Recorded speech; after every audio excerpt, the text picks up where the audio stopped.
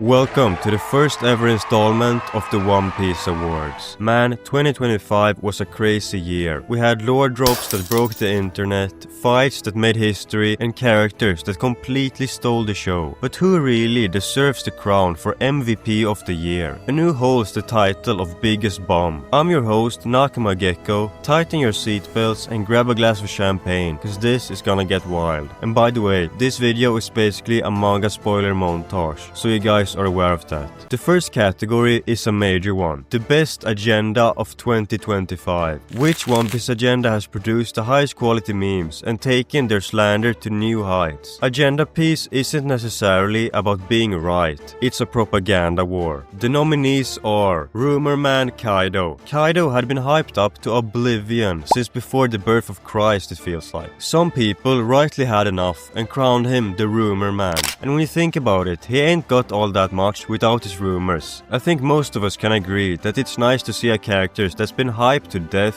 get some slander too. Next is the Mihawk agenda. And I'm not talking about the slander this time. You know the whole haha Mihawk is painting his sword. That thing has gotten a bit old. But the Mihawk glazers have really turned it up this year. I honestly think I've seen this image more than my family this year. As soon as a sword is on screen, you know a Mihawk upscale is incoming. Then we got the Bomb Goku agenda.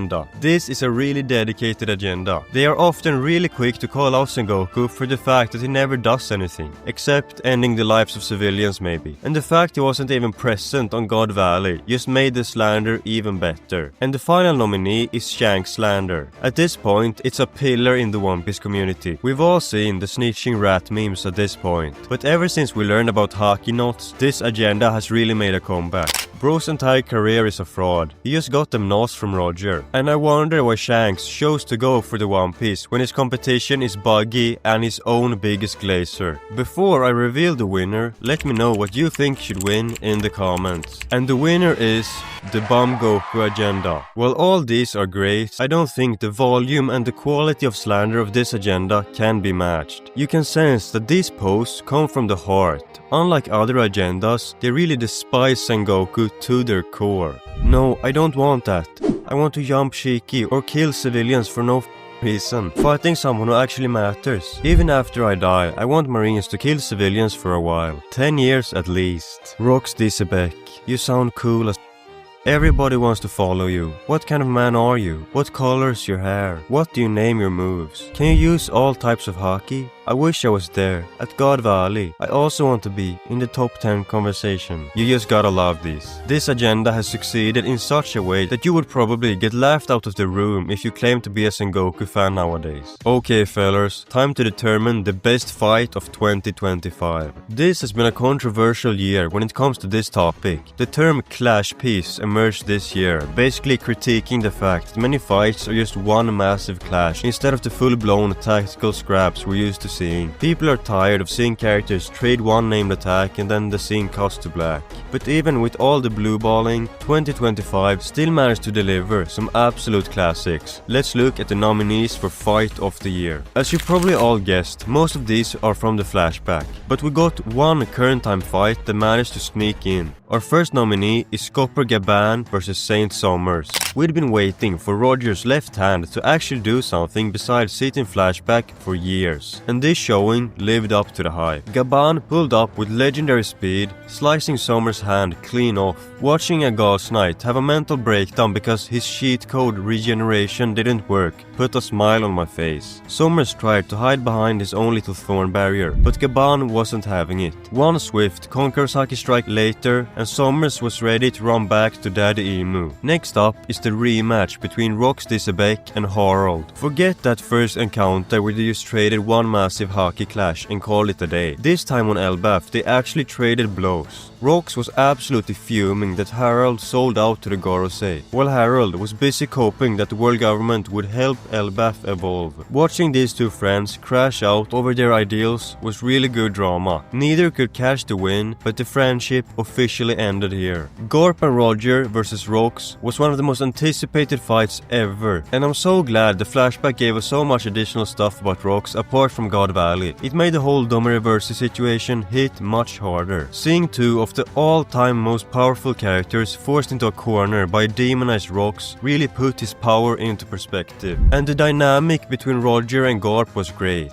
The two of them still trying to act as rivals, even though they both know they're soulmates deep down. They had no choice but to team up when they realized they had to stack their haki just to stand a chance. And that final panel will go down in history. And this final nomination just happened, but I'm pretty sure the fight is over. Harald versus everyone in Orust Castle, mainly Loki. Harald realized a bit too late that maybe it wasn't a great idea to trust that dictator of the world guy, as Emu made him kill his own men when Harald defied Emu. Shanks and Gaban came in clutch to give Loki time to eat the fruit, and after he finally managed to, made all One Piece power scalers rethink their top 10s, cause goddamn. And the winner is Garp and Roger versus Rocks. I don't think I'm gonna get a whole lot of disagreements here. It just crushed all opposition really. If you're enjoying the show, don't forget to like the video, subscribe and all that good stuff. I promise to send you a personal award. The next category is the award for biggest bum of the year. Who was the most disappointing character of 2025? Let's look at the nominees. First off is Jinbei, for doing absolutely nothing when Gonko arrived. He was the strongest Straw Hat present, he got a bounty of over $1 billion, but Usopp and Nami were the ones that had to do something. Usopp blew up her body, forcing her to regenerate, in theory giving them an opening to escape. Whilst Jinbei didn't even finish stating the name of his attack before getting folded. Imagine if Sanji did this. He would be clowned for the rest of time. Then we got Figurl and Garling, and I can't describe how much I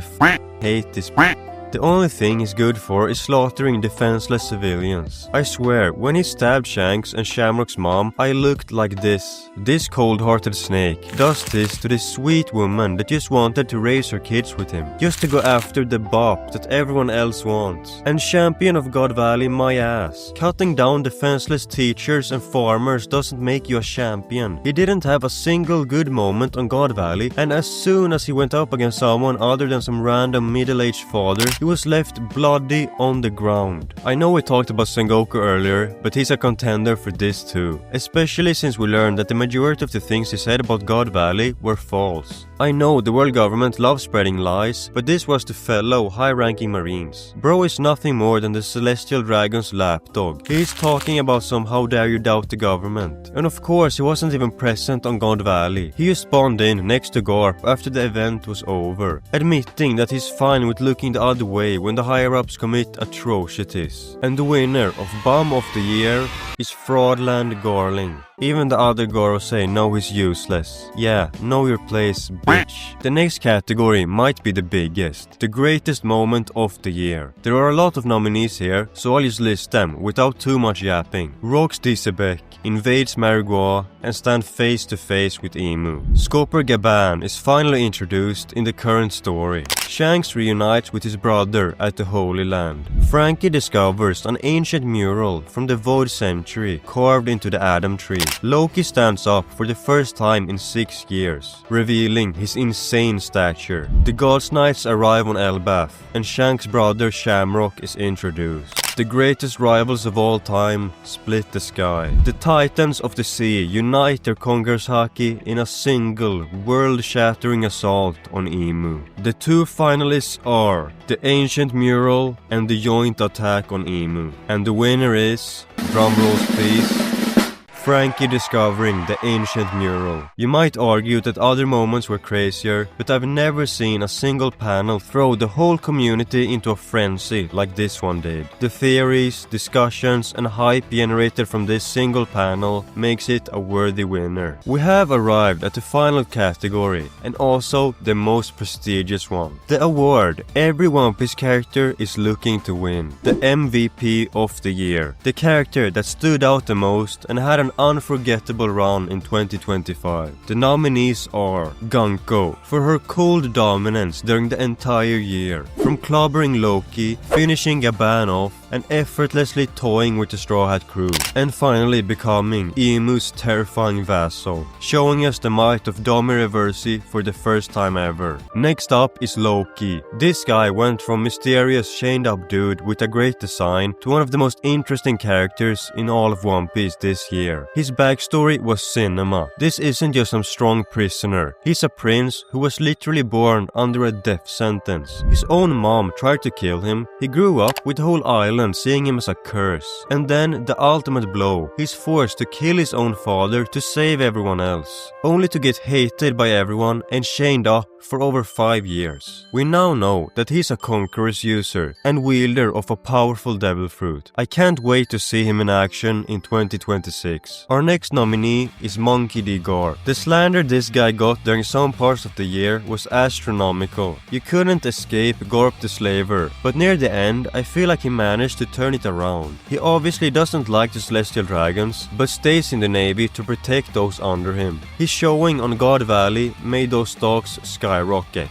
He set back the Big Mom agenda, if that even exists, 100 years with this line. And beating Rocks doesn't hurt his chances, even though it was a team-up. Rocks Disebek managed to become one of the most popular characters this year alone. His extreme ambition and careless attitude make it hard not to love him. This man didn't just enter the story, he kicked the door down. His first move was invading Marigua to personally confront Imu, but Oda also gave him depth. He wasn't just a monster, he was a protector, trying to save his family on God Valley, and a visionary who wanted Harald to join him willingly. His downfall was tragic. Turned into a demon, he had to beg Roger and Garp to kill him. In 1 year, he went from a legend that we knew nothing about to the tragic, charismatic heart of the entire era. And we can't forget about the fairest of them all, Shaki. When I think back on 2025 in the future, she'll be one of the first to pop up for sure. Girl had the entire pirate elite simping over her, even stoics like Whitebeard and God's Knights. She created Goonpiece, she captured all of our hearts, and she deserves to be mentioned here.